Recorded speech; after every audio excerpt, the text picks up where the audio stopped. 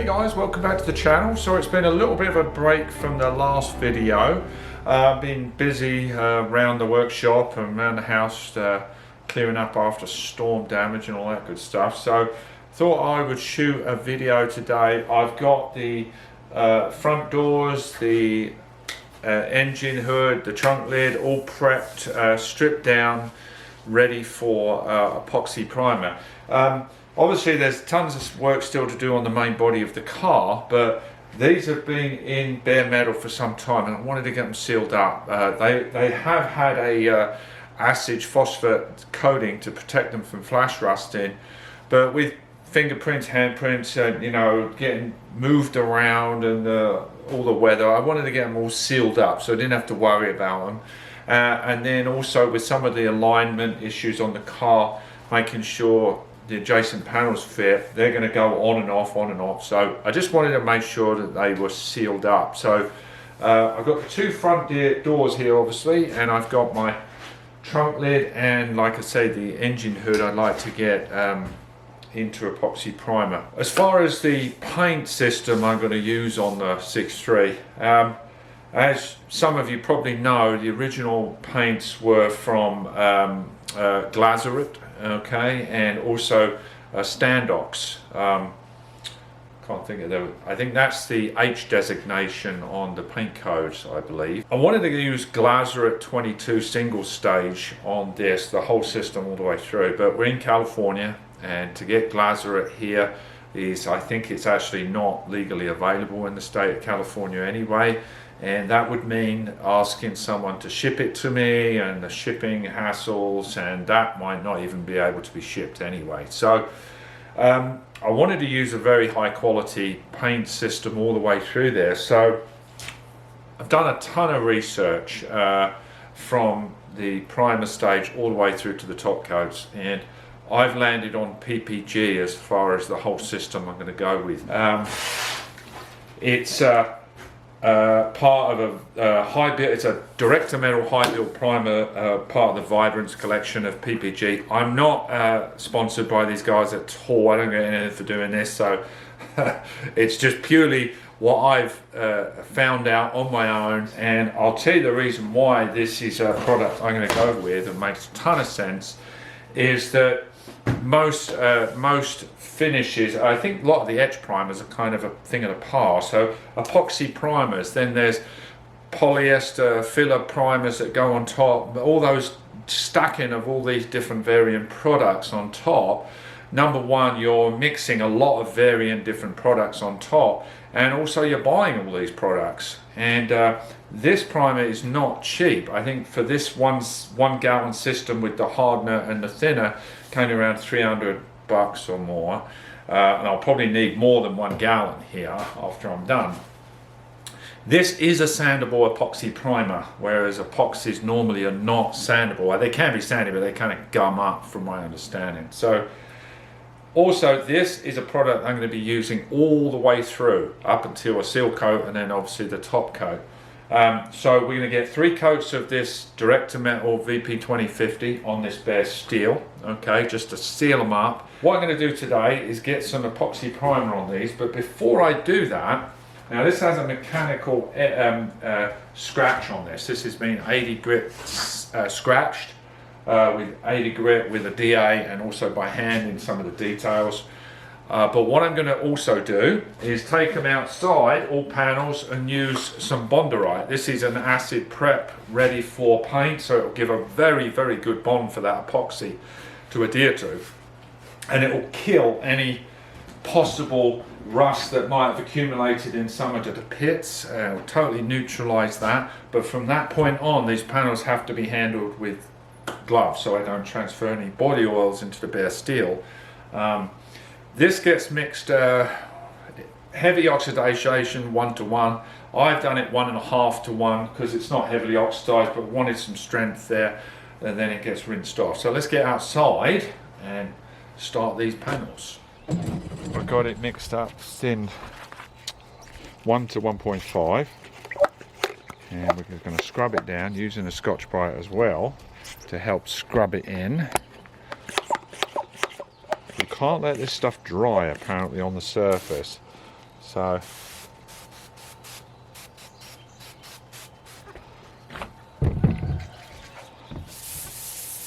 yeah, good scrubbing. Well, it has a little bit of a smell to it. And then after this, we rinse it off, and it needs to come off in sheets. If it beads up, it needs still more cleaning. Like I say, these don't have any apparent rust on it, but you know, possibly in little tiny microscopic pinholes there may be some rust forming, you just don't know.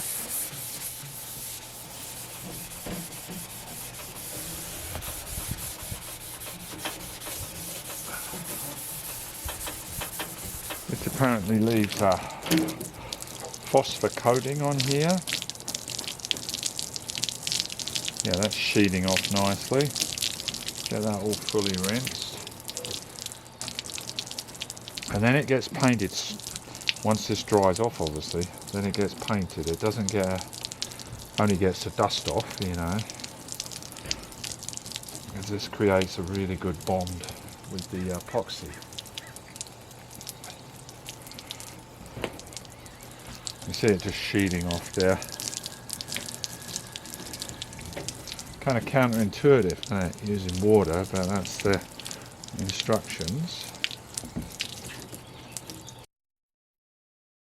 Well, as I say, I bought one of these lids. It makes it so much cleaner and easier to work with, so you get all your stirring done and pouring out without making a god-awful mess, and not wasting any as well, because they don't give this stuff away. So giving this a good old stir. The ratio is 2 parts of VP2050 to the 1 part is the VH7050 is the catalyst, and then I'm going to be using slow reducers all the way through the process to enable good flow out. And that is half, so 2 parts, 1 part, and then half here. So we've got the ratio on the pot here, and as I say, we're going to use PPS 2.0. I think I've got one up here, this in there. Okay, so, and we do have a filter as well. We'll be filtering the primer. Make sure this is thoroughly stirred up.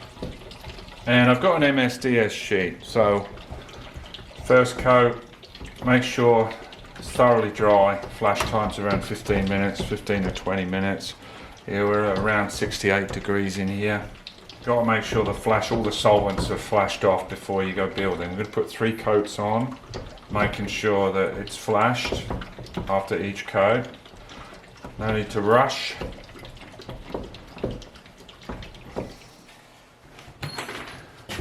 Where is it?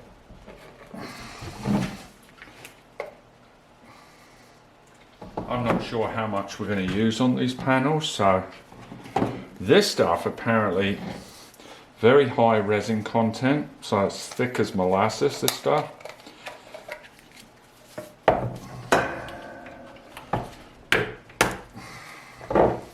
We pour that up to the next marker. Where how thick this stuff is. So we've got 2 parts of the VP2050, 1 part of this stuff, the catalyst. So up a little bit. There we go. Catalyst. Now this has got a 2-hour pot life once you mix it. And then the slow reducer.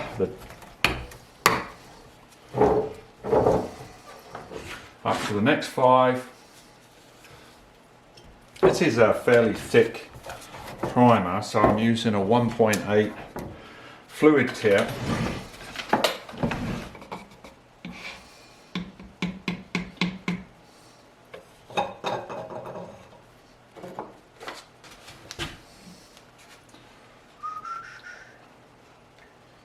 As I say, the cap comes with a filter built in. Make sure that's engaged correctly. Have our gun here with a 1/8 tip on it.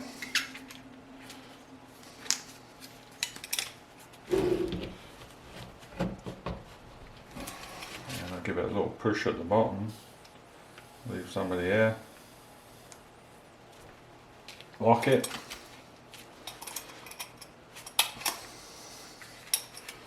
We're ready to shoot. So we've got 2 hours. Now I'm going to make sure that all the panels are thoroughly dry, dusted off, and then we'll get rolling. So we've got fan control, obviously, we've got fluid control, and then air control under here. A lot of the time I just go by a feel rather than a gauge, but I think this is sprayed at around, I'll have to check, but around 25-30 psi, I believe. But I'm just going to see what the spray pattern does on this piece of paper here. That looks pretty good.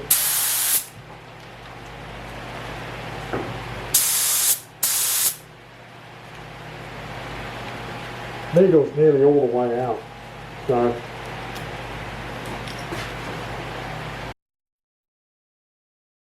okay, there's the second coat. The first coat I did a pretty thin coat actually, just to kind of give it a little tack there. Second coat's gone on real nice. Let that flash for 15-20 minutes, and then the third and final coat. You see I shot the doors, very light coat. You can see just dusted them really, just get the first coat on there just to get a little bite, and the second coat I'll go a little heavier, kind of 2 medium coats. I'd rather do that than just dump a load on, and it kind of gives you a chance to get familiar with the product and see how it behaves on the verticals like this. It's alright on the trunk lid here because it's flat, but on the verticals you gotta be careful, you can get runs and stuff like that. But use this stage as a kind of a practice stage to get familiar with the gun and plan your movements out. I like to do my edges, but now obviously I don't have much experience as far as car bodies, but more furniture. Like to get my difficult areas done first. But yeah, this stuff lays down pretty nicely actually. I see some complaints that they thought it was too thick, but I think it goes down nice, especially with that FLG5 gun. Minimal orange peel, obviously that always going to get cut back. HVLP guns tend to produce a little bit more orange peel, so increasing the pressure a little bit to atomize a little better may help you. And also a slower solvent will help aid the flow out as well. So anyway, yeah, it seems to be coming on. I quite like this stuff. Still got to wait for the flash time. Don't get in a rush doing this. Make sure those solvents exit the panel, because otherwise you can get solvent pop and pinholes and all that stuff. So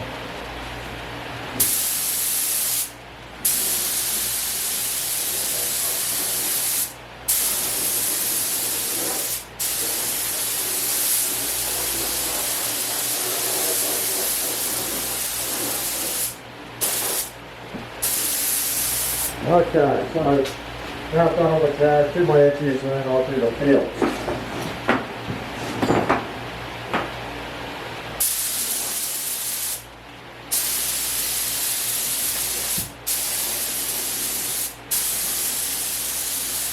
Work from the bottom up.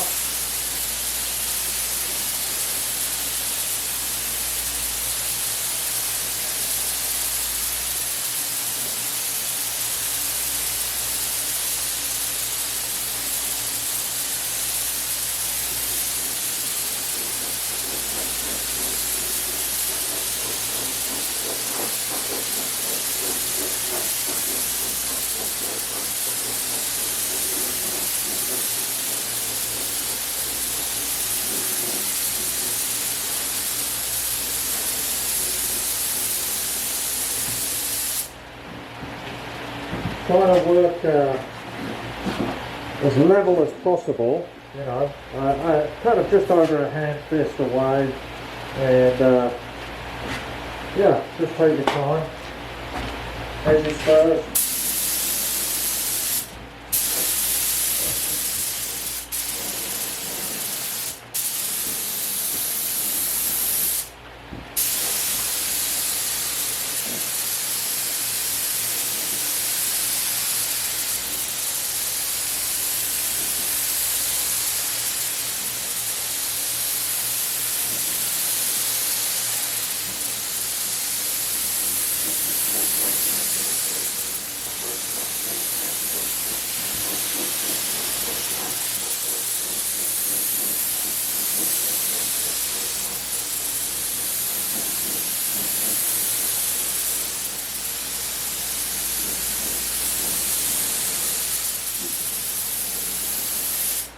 There we go.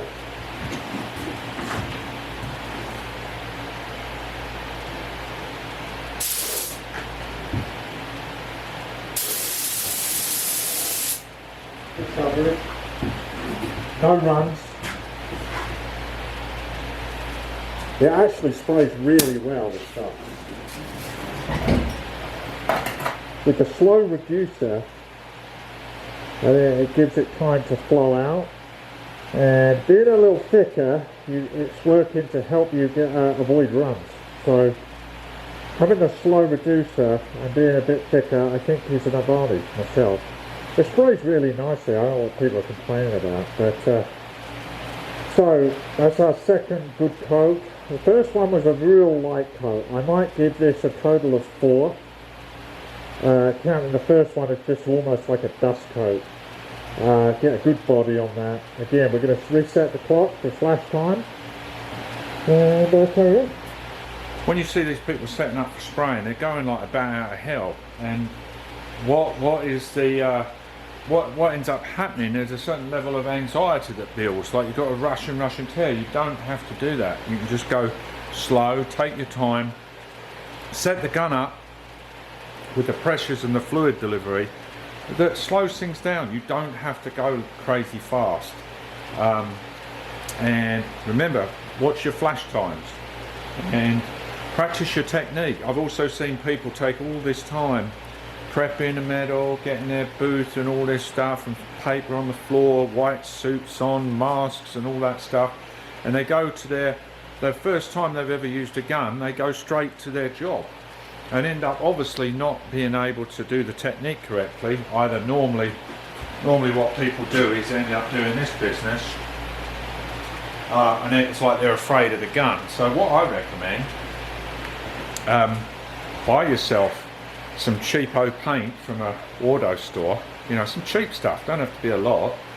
Get yourself a filing cabinet or some other shaped item. Practice your technique.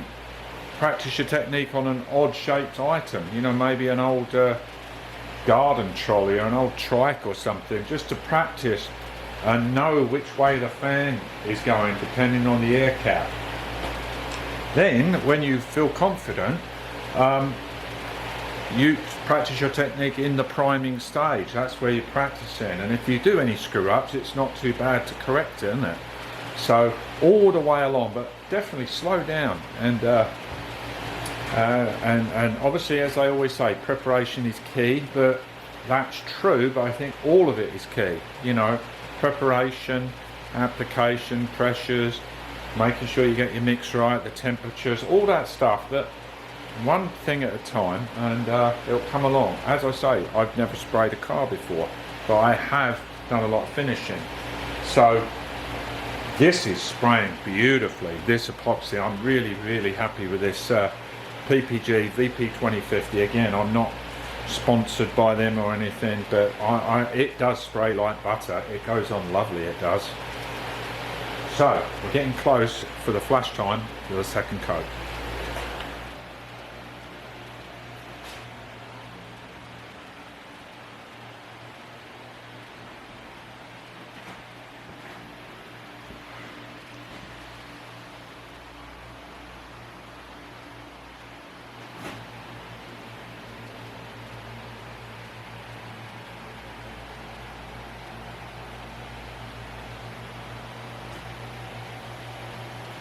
Right, so we've got a little left in the cup. I'm going to get one coat on the inside of the engine hood because I don't want to waste this primer because it's expensive. So I'm just going to do my edges first.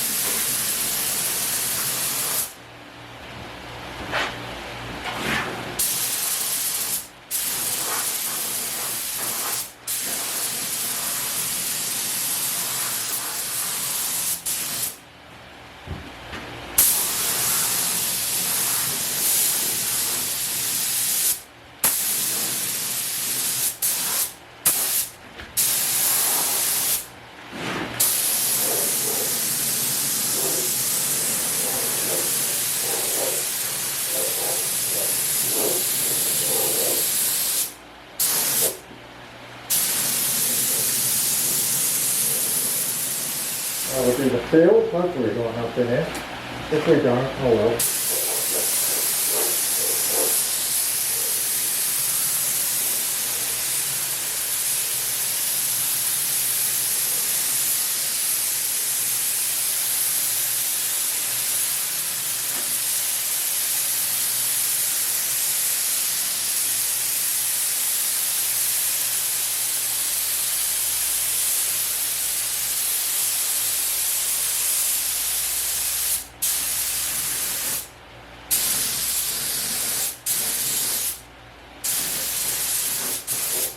So I'm going to pull that wet edge over.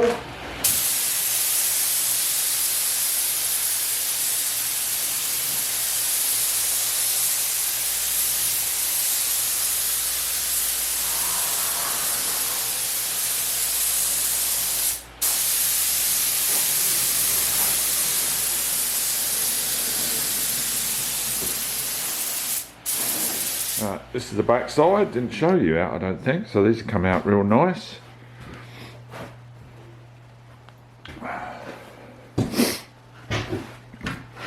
As I say, these were always blue doors from what I can ascertain. They were never white doors.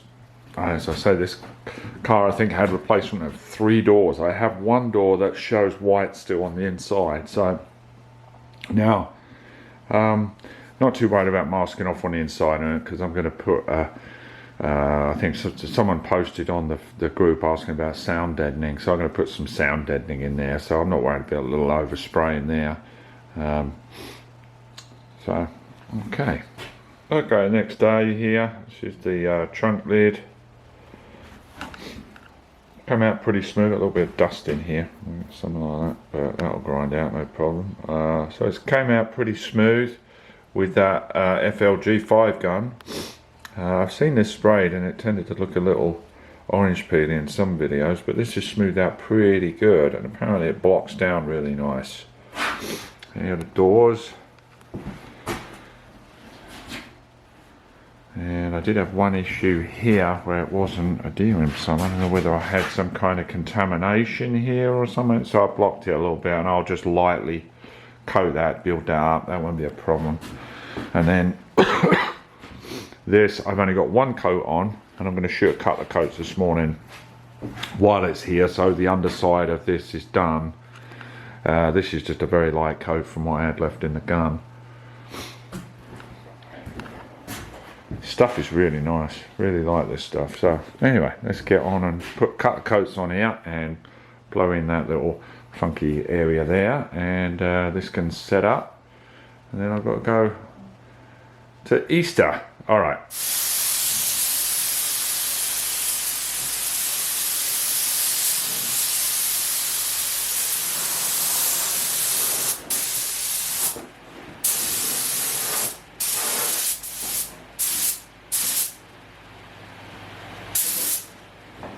That's all. Anyway, the 2 reinforcement straps that go across the hood here, I've taken those out because they get re-blacked, you know, and they're easy to take out. You just lift one end up and then they unhook, okay, because they're on springs, you know. So I'll paint those, and then they have a kind of a rubber piece underneath so it doesn't rattle on the hood.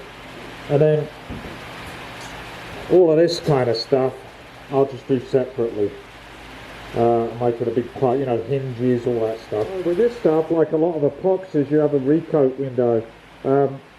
Up to, I don't know, I'll check, but I think it's up to around 4 days to recoat, where you'll still get a chemical bond from one coat to another. If you go past that, you have to key sand to get a mechanical bond. So I've just come back in, checked my insides of the doors, and come down here. I was a little light under these undercut. Again, this doesn't really matter because it's inside a door, isn't it? But these areas, you know, this is an area you're going to see when the doors are open, and obviously this, making sure that everything's covered. I've got a nice coat underneath. You know, you can even get a flashlight and shine it around.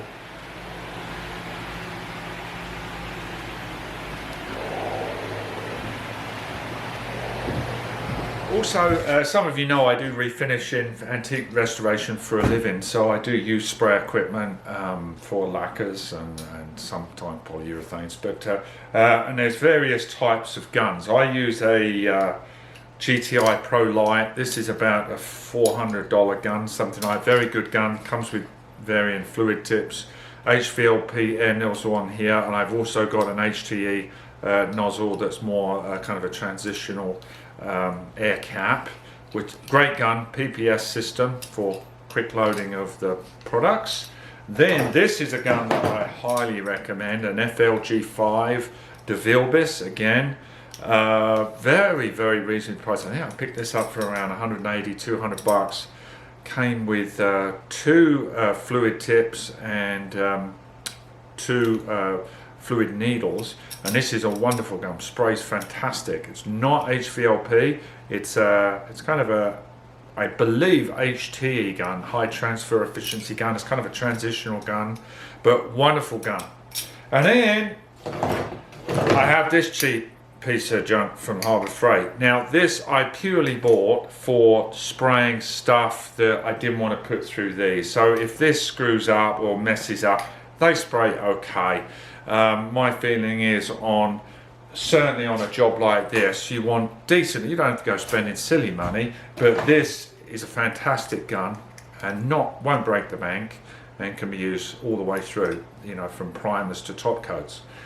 This, possibly use it for under seals and things of that nature, glues, all that kind of stuff, but I'm not certainly going to use this on my finish coat on this. But this is an option. Costs about the same price as an aerosol can, but take it for what it is really. But if you're new to finishing, I think I mean, a good painter will get a decent finish with something like this, don't get me wrong, but I think if you're new to spraying, get yourself a halfway reasonable gun. I'll be glad to chat with anyone in the comments about more details on this gun. So one more thing before I go, always make sure after an epoxy session, really make sure you clean your gun properly. Split it all down, and what I like to do, I use these smaller PPS cups as well. I'll put a little dash of thinners in there, and then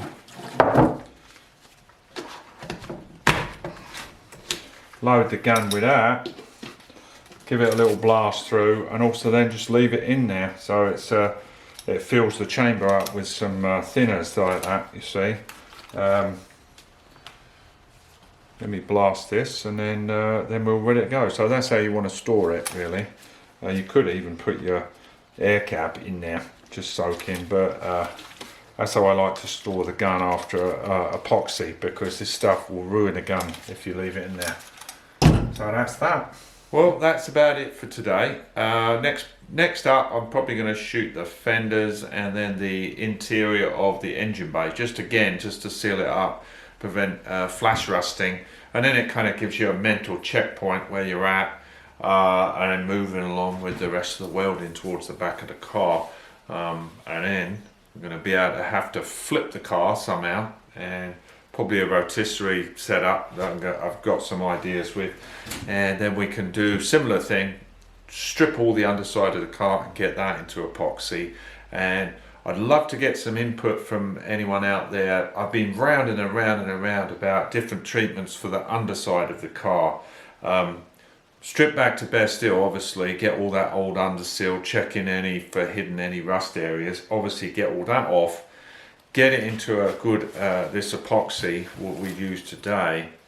But from that point on, I'm still on the fence of what to use. The traditional, underseal that's on these cars, double-edged sword really, I think it works really well, but if it does get, split or anything, moisture gets in behind. But to be honest with you, I mean, I'm not going to be driving this car in the rain and stuff like that unless I get caught out in it. But so going for that, and I think a Worth product, I think that's a German product, I think that's commonly used, and you can adjust the texture, and it's sprayable as well, so if you wanted the body colour on the underside.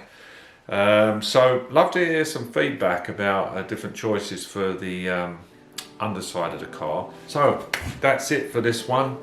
Please hit like, share, subscribe, and I will see you in the next video. Take care. Bye bye.